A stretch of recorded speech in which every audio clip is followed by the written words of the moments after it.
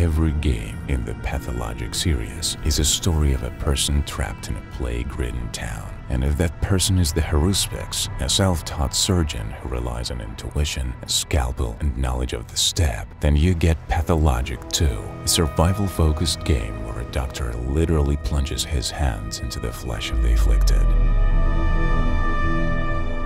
But if you take control of Dankovsky, a renowned medical scholar, a keen observer, and a man who turns to laboratory research only in the most exceptional cases, then the story takes a different turn. Pathologic 3 will offer you an entirely new gameplay experience.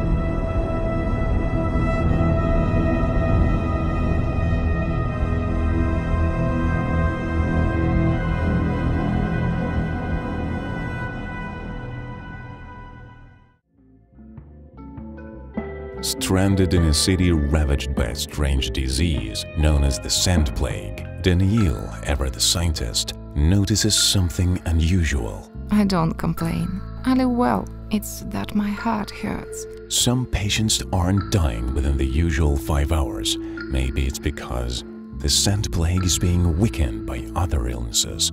If he can find all these patients and uncover their hidden conditions, he might be able to craft a vaccine. Imperfect, temporary, but what if it's the first step towards saving the town?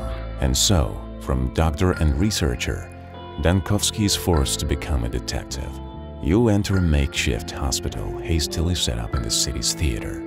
You check patients' records, you talk to the sick and examine them. But don't believe everything you hear.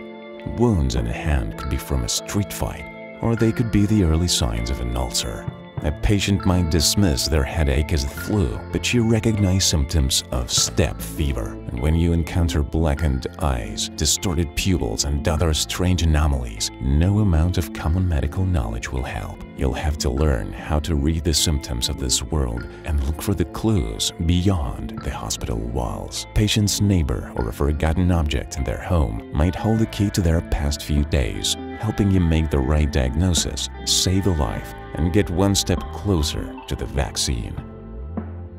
Of course, you could take the simpler route, run tests, use a microscope and get a clear answer. You'll see which organs are affected. The data will be recorded in the patient's file, and the solution will be much clearer. But where will you find the rare reagents needed for testing in a city consumed by plague? Even if you manage to conduct the research and skillfully eliminate false diagnoses, reagents will run out, and the next patient might not get that luxury.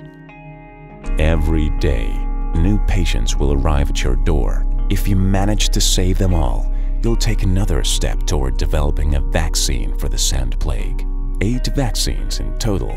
That's all it takes for the city to survive until the 12th day.